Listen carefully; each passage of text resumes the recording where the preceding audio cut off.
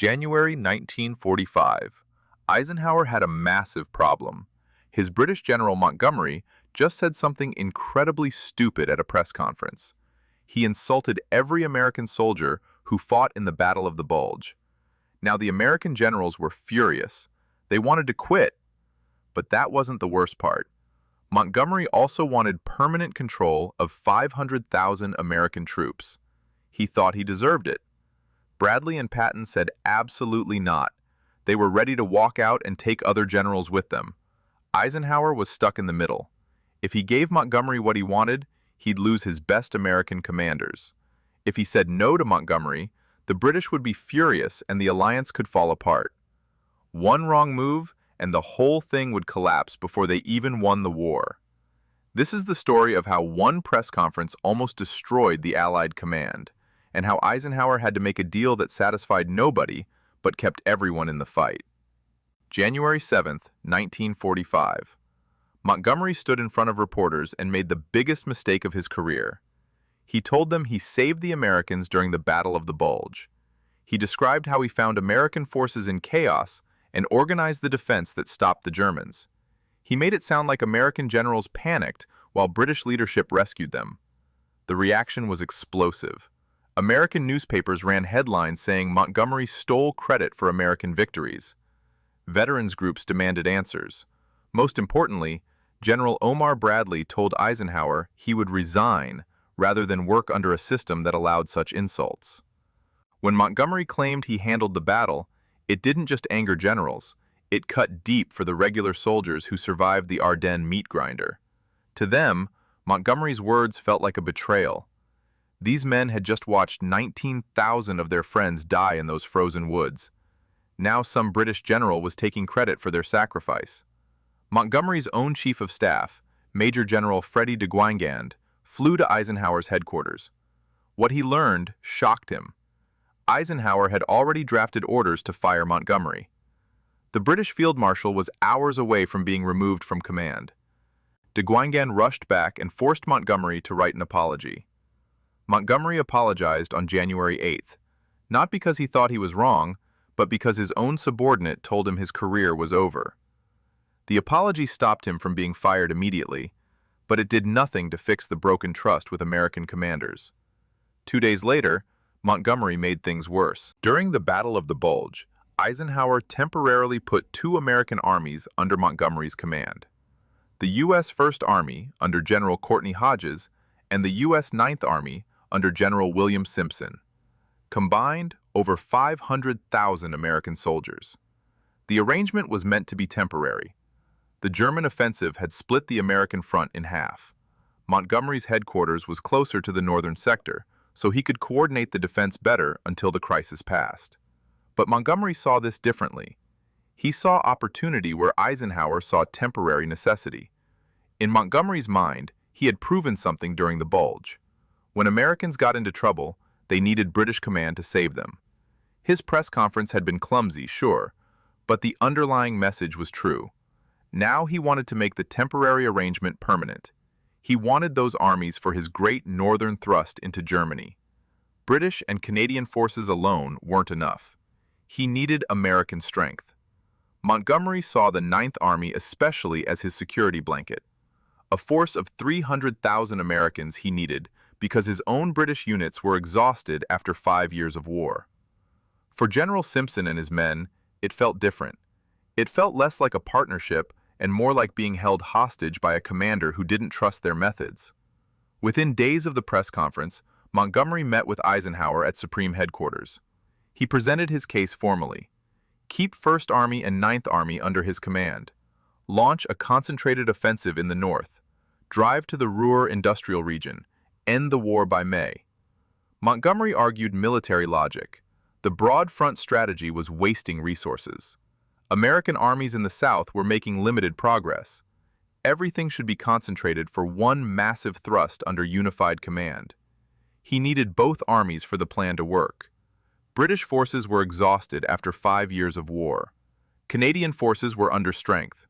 American manpower was essential for breakthrough operations. Taking these armies away would doom the northern offensive. Eisenhower listened without interrupting. When Montgomery finished, Eisenhower's response was direct and simple.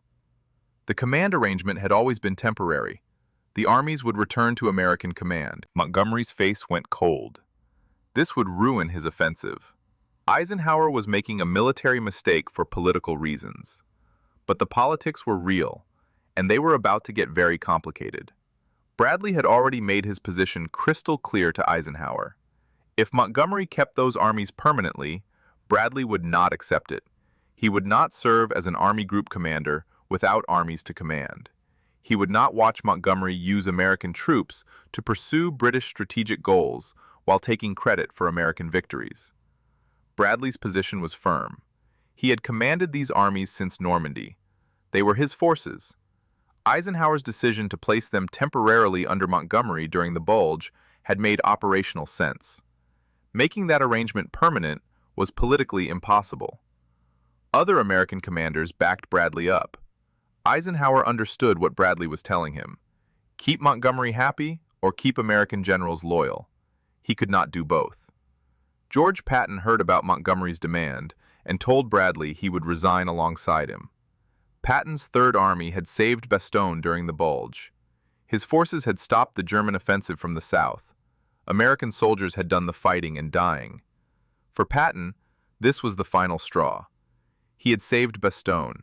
His warrior spirit had turned an entire army 90 degrees in a blizzard. And yet he was still being held back by a man he viewed as an incompetent egomaniac. His threat to resign wasn't about rank. It was about his refusal to let American blood be spent on building up a political general's reputation. The threat of losing both Bradley and Patton would collapse the entire American command structure. Other generals would follow. The army group commanders who had fought across France would refuse to serve under British strategic direction. Eisenhower faced the nightmare Churchill had feared, a mass resignation of American generals, the alliance fracturing over command politics. The war in Europe put at risk because Montgomery couldn't control his ego. Churchill called Eisenhower shortly after learning about the crisis. He understood what was at stake. If Eisenhower stripped Montgomery of American armies completely, British influence over Allied strategy would end. The final victory would be entirely American. Churchill proposed a middle path. Let Montgomery keep the Ninth Army. Return First Army to Bradley. This would give Montgomery enough American strength for the Rhine crossing, while returning most forces to American command. Eisenhower accepted Churchill's compromise. It was the solution he needed. Bradley would get First Army back. Montgomery would keep just enough American strength to maintain British strategic relevance. The transfer would happen immediately, but Churchill also knew he needed to repair the damage Montgomery had caused. On January 18th, he stood before the House of Commons and swallowed a bitter pill. Forced to repair the damage of Montgomery's ego, he publicly admitted that the British Empire was now the junior partner. He declared that American troops have done almost all the fighting and have suffered almost all the losses. It was a humiliating moment of political submission that showed just how much the world had changed since 1939. Eisenhower knew he couldn't just send a memo. He had to deliver this news to Montgomery face to face. He called Montgomery in to explain the terms. Churchill's compromise had given the framework: one army for Montgomery, one army back to Bradley. But Eisenhower added a critical restriction that Churchill hadn't specified. First Army would return to Bradley's command immediately. Montgomery could keep the Ninth Army, but only temporarily, for the Rhine crossing operation. After the Rhine was crossed, Ninth Army would also return to American command. This was not negotiable. Montgomery would command Ninth Army for Operation Plunder. That was all. No permanent command, no continued authority after the operation. One army for one specific mission. Montgomery asked when the army would return after the Rhine crossing. Eisenhower said that would be determined by operational circumstances, but it would return. Montgomery protested that planning long-term operations required knowing his force structure. Eisenhower repeated that the decision was final. Montgomery understood what was being offered. Accept this reduced compromise or lose both armies immediately. Keep one army temporarily or command only British and Canadian forces for the rest of the war. He accepted. On January 17, 1945, 1st Army officially returned to Bradley's 12th Army Group. General Hodges now reported to Bradley, not Montgomery. The command structure returned to what it had been before the Bulge. Bradley was satisfied with this part of the compromise. He got his largest army back. Montgomery's authority over American forces was reduced to one army for one operation. The precedent that American armies would be commanded by Americans was re-established. But Bradley was not satisfied with Montgomery keeping 9th Army, even temporarily. He believed Montgomery would use the Rhine crossing to argue for extended command. He believed Montgomery would find reasons to delay returning the army. He told Eisenhower to watch Montgomery carefully. Eisenhower told Bradley the decision was made. Montgomery needed 9th Army for the Rhine crossing. After that operation, the army would return. Period. Montgomery spent February and March planning Operation Plunder. The assault across the Rhine would be the largest river crossing of the war. Massive artillery bombardment. 2 airborne divisions dropped behind German lines. 9th Army would be the southern prong of the attack. Simpson's 9th Army worked closely with Montgomery's staff. Simpson respected Montgomery's organizational skills and thoroughness. The planning was meticulous, every detail anticipated. Montgomery's strength was preparing set-piece operations where nothing was left to chance. But 9th Army officers noticed something troubling. Montgomery's staff talked about operations beyond the Rhine as if 9th Army would remain under British command. Plans for advancing into northern Germany included 9th Army forces. No one mentioned the army returning to American command after the crossing. The plans didn't just ignore Bradley. They treated the 9th Army as a permanent fixture of the British 21st Army Group. Simpson's officers reported this back to Bradley. Bradley told Eisenhower. Eisenhower said he would handle it after the Rhine was crossed. Then Patton changed everything. On March 22, 1945, Patton's 3rd Army reached the Rhine near Oppenheim. Within hours, elements of 3rd Army were across the river. Patton called Bradley immediately. His instructions were specific. Tell the world we're across. I want everyone to know 3rd Army made it before Monty starts his engines. Patton's crossing was opportunistic. He saw a weakly defended section of river and attacked immediately. No massive preparation, no elaborate planning, just rapid exploitation of German weakness. This was more than a tactical victory. It was a demonstration of American mobile warfare doctrine in its purest form. Montgomery heard about Patton's crossing and was furious. This was typical American recklessness. The Rhine required proper preparation. Patton had gotten lucky.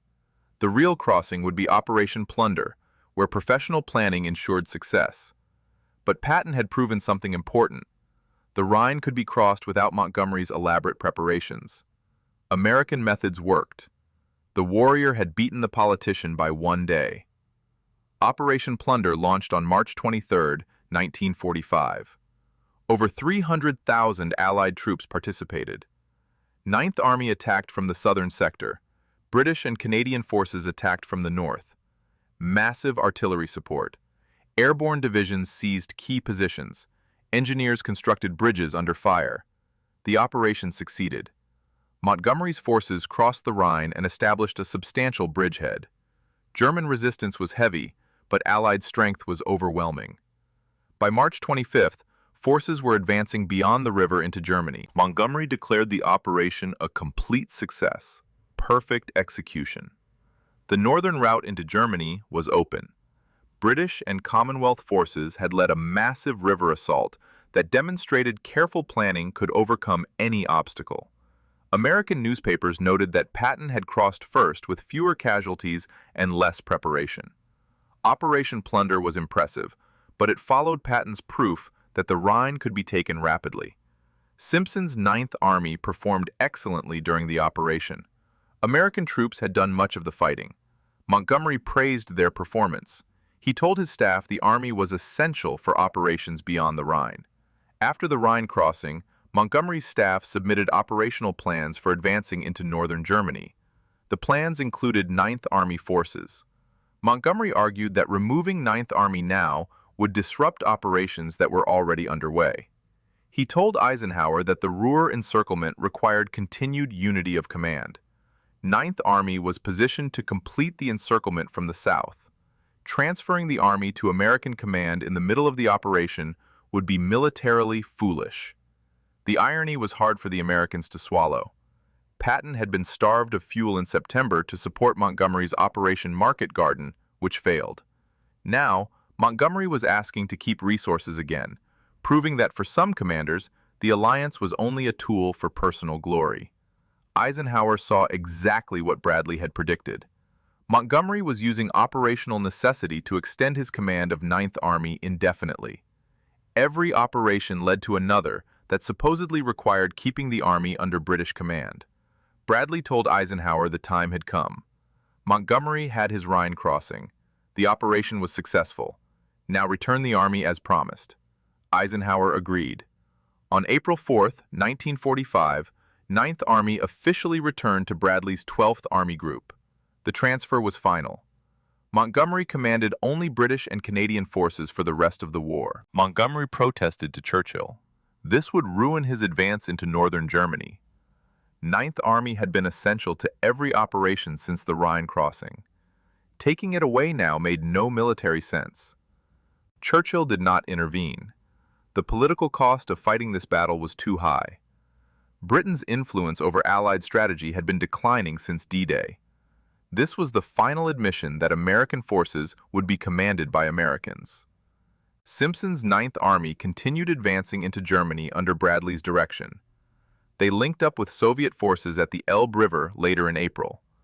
The army that Montgomery desperately wanted to keep played its role in the final victory under American command. Montgomery's 21st Army Group advanced into northern Germany and the Netherlands with only British and Canadian forces. They liberated the Dutch population. They captured German ports. They accepted surrender of German forces in their sector on May 4th. But Montgomery was commanding only Commonwealth forces.